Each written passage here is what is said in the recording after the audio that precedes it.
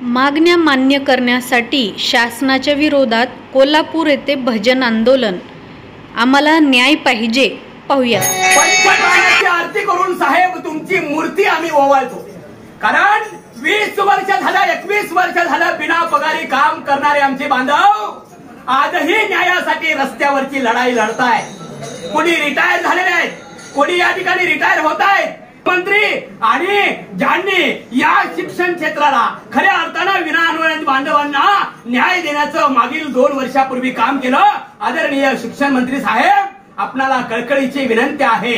14 वर्ष प्रभू 20 वर्ष वनवास भोगतोय साहेब, हक्काचा पगार मागतोय साहेब, अनेक योजना जाहीर झाल्या होण्याबद्दल आमचा पण देताय आपल्याकडून आम्हाला अपेक्षा आहेत। प्रचलित शब्द दाखवून आपण मिटवावा आणि मग तुम्ही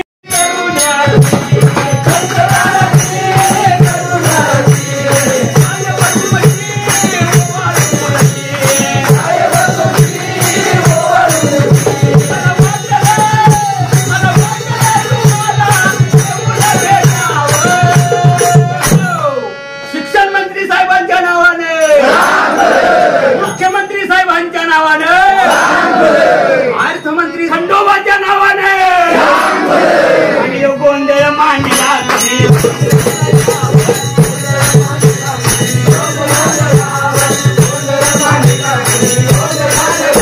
त्यांनी घोषणा केली की टप्पावाढीचा निर्णय घेतला आणि जून 2024 पासून अनुदान देण्याबाबत शासनाने घोषणा केली, परंतु प्रत्यक्षात मग त्याचा GR काढला नाही आणि GR निघावा आणि तो प्रचलित नियमानुसार निघावा यासाठी संपूर्ण महाराष्ट्रामध्ये शिक्षण उपसंचालक कार्यालय आणि शिक्षणाधिकारी कार्यालयाच्या समोर आम्ही धरणं आंदोलन सुरू केलेलं 1 ऑगस्टपासून आणि आजचा 5वा दिवस आहे।